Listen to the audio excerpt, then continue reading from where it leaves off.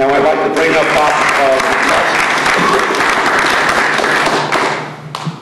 Bob lives here in Kingston, New York. He is a member of Veterans for Peace, and he's one of the Mall 7. And please welcome Bob.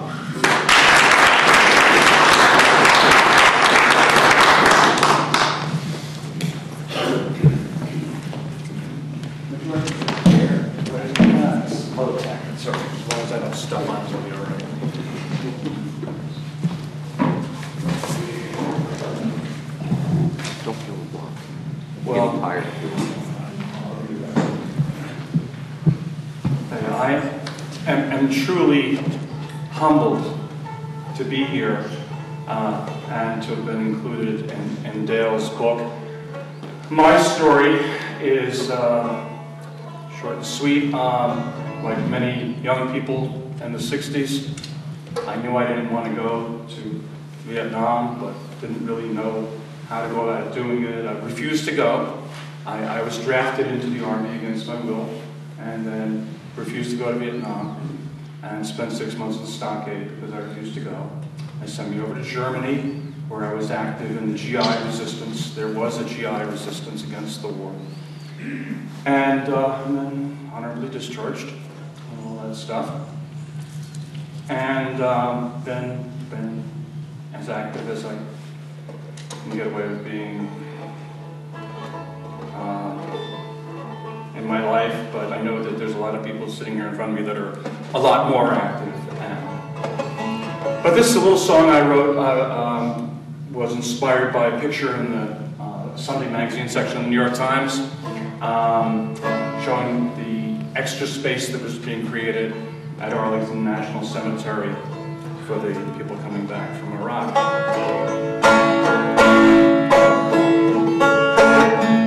White crosses on the hillside, white crosses in the cemetery, white crosses, white crosses, white crosses all the same. And there's soldiers and there's sailors, Marine and Air Corpsmen, and they all have white crosses all the same. And each one had a body bag. It was draped with an American flag. We didn't get to see it, they sent it in the back door. And they're all buried in the graveyard at Arlington National Cemetery in Lot 60. They make their final rest. White crosses on the hillside, white crosses in the cemetery, white crosses, white crosses, white crosses all the same. And there's soldiers and there's sailors, Marine and Air Corpsmen, and they all have white crosses all the same. And each one was an individual who had their own personality. They lived and loved and laughed, and each one had a name. And most of them had families and people who loved them, people who voted to send them to war.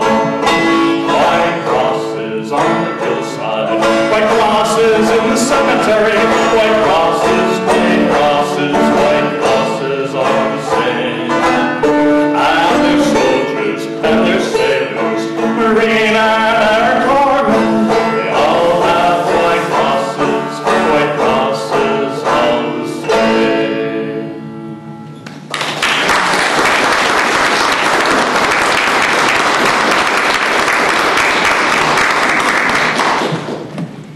So to change the subject for a second, I happen to be doing a Johnny Cash show tonight in Kingston, and he's not the kind of person that you would think of perhaps as being an anti-war activist, but he actually did speak up when he was invited to the White House with President Nixon, was very vocal about his opposition to the war.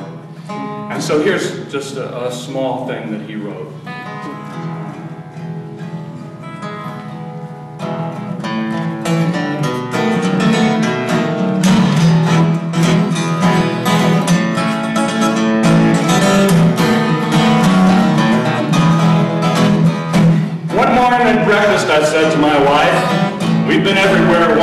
some places twice. And I had another helping of country hand. She said, we ain't never been to Vietnam. There's a bunch of our boys over there. So we went to the Orient. Saigon. Well, we got a big welcome when we drove in to the gates of a place that they call Long Bin.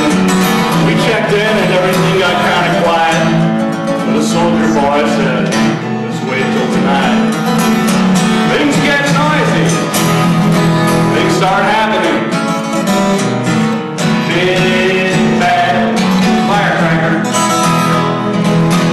Well, that night we did outdoor shows for the boys. They were living it up with a whole lot of noise.